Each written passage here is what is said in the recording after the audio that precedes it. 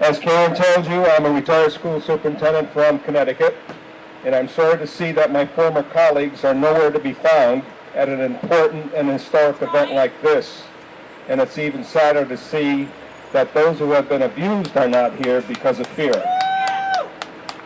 First, let me say that I'm honored and feel privileged to be here because many of you had the courage to speak out about abuses in the system. Although I have not been a victim, I am being victimized right now by the educational establishment because, among other reasons, I wrote a book called School Corruption, Betrayal of Children and the Public Trust.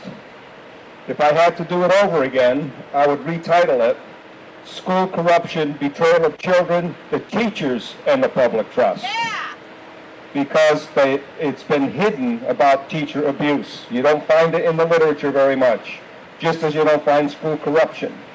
I was the first educator to write a book about school corruption after decades of it taking place all over this country. So I understand your plight and concern, but although you are here today to focus national attention and what can only be described as the brutality of teacher abuse, and I think we could add to that the brutality of student abuse as well, as you heard earlier, by administrators and boards of education who are the perpetrators of such abuse and who should know better. It will not solve the problem, just as my book has not solved the problem of school corruption. And let me just give you a couple examples. In Roslyn, New York, a superintendent and 5 others embezzled $11.2 million under the noses of the school board and also fiscal managers and fiscal audits. They did it over a period of 7 years.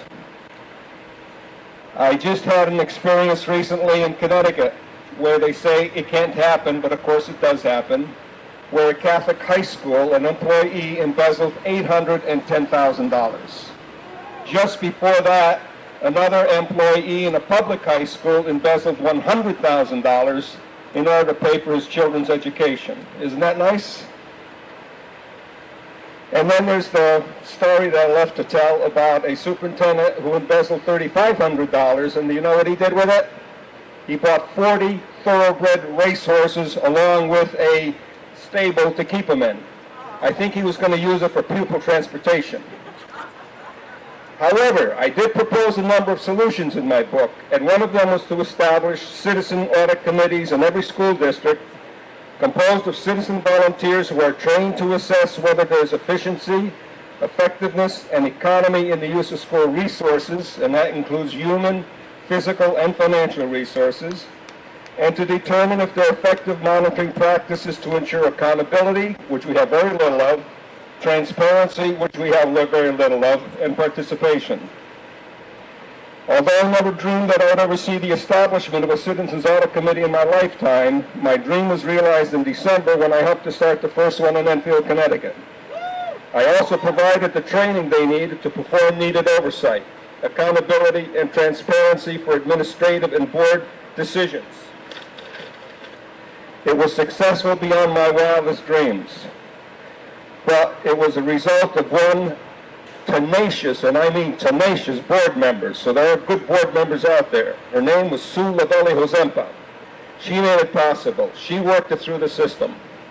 If there were more like her, there'd be no teacher abuse.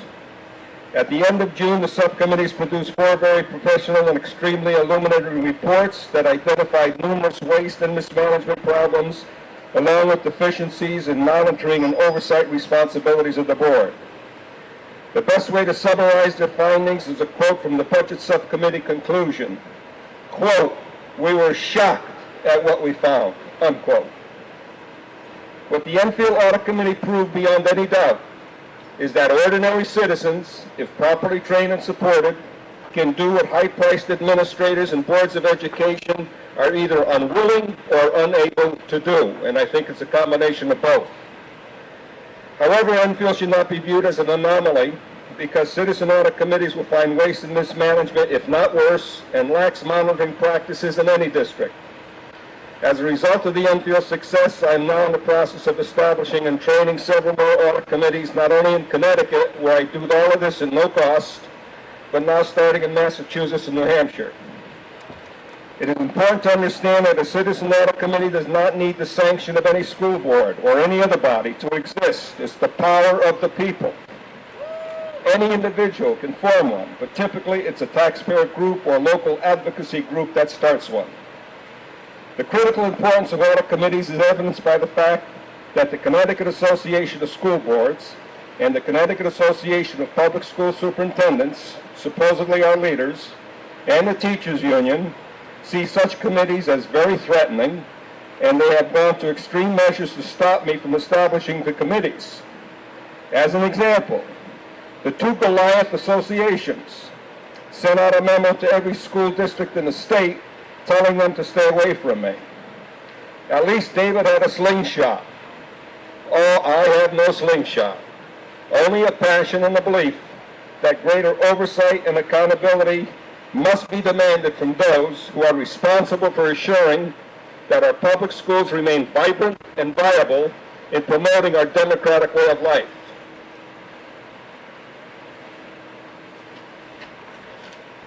Fortunately, they have failed in every effort to bring me down, and so frustrated to shut me down that they have just hired a public relations firm to deal with me. Obviously, all of their resources at their disposal have not been enough to stop the audit committee express train that is now chugging along at full speed. What is more shocking is to realize that they do not believe that citizens have a right to know how their money is spent or to know if the district is managed according to our democratic values and beliefs that encompass free speech, justice, and due process, and that we certainly don't see with teachers who are abused. I am firmly convinced that citizen audit committees are the answer to preventing teacher abuse. Such abuse only occurs because individual teachers who speak out are identified very easily and then victimized because they exercise the most fundamental of their constitutional rights, the right of free speech. This should come as no surprise, because a recent study by the Kettering Foundation found that educators have indeed lost sight of democracy's role in education. And what better example than victimizing those who practice free speech? Since audit committees are concerned with ensuring accountability of administrative and board decisions by conducting fiscal review and analysis and following proven performance review audit criteria, investigating teacher abuse in the district would fall within their scope of responsibilities. Furthermore, and most important, they would be obligated to do so in a confidential manner so that the identity of any courageous teacher who has ethical and moral convictions would be protected. And at the same time, the loss, abuse, and misuse of school resources that are concerned about would be exposed and perhaps even result in personal lawsuits, because board members can be sued personally, except they don't realize it yet. An investigation by law enforcement agency where malfeasance of office or federal dollars have been misused. To help those who may be interested in learning more about audit committees, I have developed a manual on citizen audit committees and have also prepared an interesting manual, School District Accountability, Transparency, and Participation Index, as a means to score a school district in these three critical areas. These are available at no cost. In addition, I have authored Ending Corruption and Waste in Your Public School, a manual for taxpayers. It lists 10 questions to ask of any board to see if there is any waste or mismanagement or worse in the system. It's also available as a free download from yankeeinstitute.org. Few schools, if any, would even pass the first question, which has to do with asset management.